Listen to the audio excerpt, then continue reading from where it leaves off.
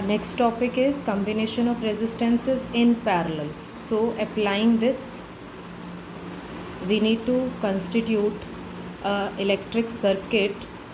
This R1, R2, एक और ले लेते हैं R3.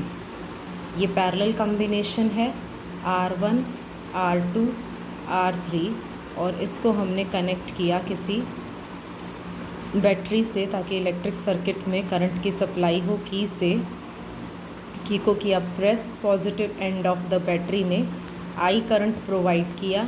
आई करंट क्योंकि यहाँ पर 3 अलग अलग वायर्स हैं तो अलग अलग बन के जाएगा. तो ये हो गया I1, ये हो गया इधर I2, सामने वाली वायर में I2 ले लेते हैं, I3. आप कोई भी चेंज भी कर सकते हो. मैंने R के नोटेशन के हिसाब से I की ले ली so that it becomes easy. तो और बैटरी V पोटेंशियल ऑफर करेगी पैरेलल में. मैंने आपको एक वीडियो में टेक्निक बताई हुई है. P4 पैरेलल में P4 पोटेंशियल सेम जाता है और बचा हुआ करंट जो है वो सीरीज़ में सेम जाता है. आप ऐसे इसको याद कर सकते हो अगर कंफ्यूज हो जाते हो. P4 पैरेलल में P4 पोटेंशियल सेम होता है. It means in every resistance your potential will be V. अब हमारा क्वेश्चन क्या है, अगर इन तीनों रेजिस्टेंसेस की जगह आपको एक रेजिस्टेंस लगाना पड़े सेम पोटेंशियल की वैल्यू और सेम करंट की वैल्यू के साथ, सेम पोटेंशियल और सेम करंट के साथ, तो उस रेजिस्टेंस की वैल्यू क्या होगी. मतलब इक्विवेलेंट रेजिस्टेंस इन पैरेलल आपको निकालना है. सो बाय दिस हमारे पास आ गया V is equal to IRP. So क्योंकि I डिवाइड हुआ है हम I का फॉर्मूला निकाल लेते हैं V by RP. By applying this formula on this first resistance I1 का करंट जो है वो R1 और V के पास जा रहा है तो हम यहाँ लिख सकते हैं I1 is equal to V by R1, I2 is equal to V by R2, I3 is equal to V by R3.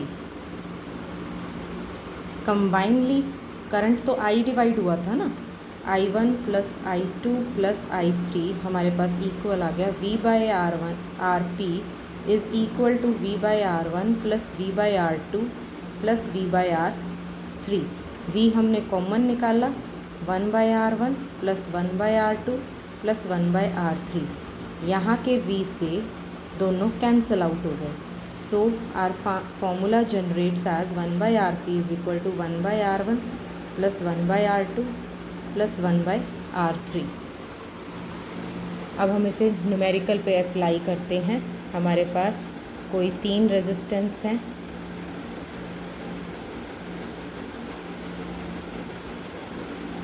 कोई 2 ओम का हो गया, यहाँ पे 4 ओम हो गया, यहाँ पे 1 ओम ले लेते हैं और इसे हमने ऐसे किसी बैटरी से कनेक्ट किया है. तो हमें इसका इक्विवेलेंट रेजिस्टेंस निकालना है. सबसे पहले आपको सर्किट देख के ये एनालाइज करना है ये सीरीज़ है या पैरेलल है. तो हमें दिख रहा है ये पैरेलल है तो हम इसे करेंगे ऐसे. अगर आपका करंट यहाँ से जाते हुए डिवाइड हो रहा हो अलग अलग वायर्स में तो वो आपको पैरेलल की इन्फॉर्मेशन देता है. अगर करंट ऐसे जाते हुए यहाँ पर डिवाइड नहीं हो रहा, सब रेजिस्टेंसेस में सेम करंट जा रहा है तो आपको सीरीज़ के इंडिकेशन देता है. तो अब यहाँ पर हमारे पास क्या आ जाएगा 1 बाय RP. हमें तीनों का निकालना है equivalent. 1 by 2 plus 1 by 4 plus 1. तो हम इसका LCM लेके सॉल्व करेंगे. 2 प्लस 1 प्लस 4 तो ये आ गया हमारे पास 7 बाई 4. तो हमारा इक्विवेलेंट रेजिस्टेंस आ गया 4 बाई 7 ओम. अब जो क्वेश्चंस आएंगे वो आएंगे कम्बिनेशन पे, न्यूमेरिकल कम्बिनेशन पे. कैसे आएंगे, एक सीरीज़ दे दिया कोई उसके साथ पैरेलल में कम्बिनेशन दे दिया और फिर इनका इक्विवेलेंट रेजिस्टेंस पूछा है दोनों का इकट्ठा. तो आपको ये एनालाइज करना होगा कौन सीरीज़ में है कौन पैरेलल में है. मैंने तीनों ही 2 ओम ले लिए तो ये पैरेलल में है. सबसे पहले आपको पैरेलल सॉल्व करना पड़ेगा. तो फिर पैरेलल तो हमें पता ही है 1 by RP is equal to 1 by 2 plus 1 by 2. 2 common 1 plus 1 2 by 2 1 ohm आ गया. सॉरी ये ओम नहीं है, RP कन्वर्ट करने के बाद आप उसे ओम लिख सकते हो. तो अब इस पूरे सर्किट का आंसर आ गया हमारे पास 1। अब 2 और 1 सीरीज़ में है, तो सीरीज़ रेजिस्टेंस कैसे निकलेगा? 2 + 1 = 3 ohm. In this way we can solve the different numericals on this topic. For any kind of doubt or problem, you comment me.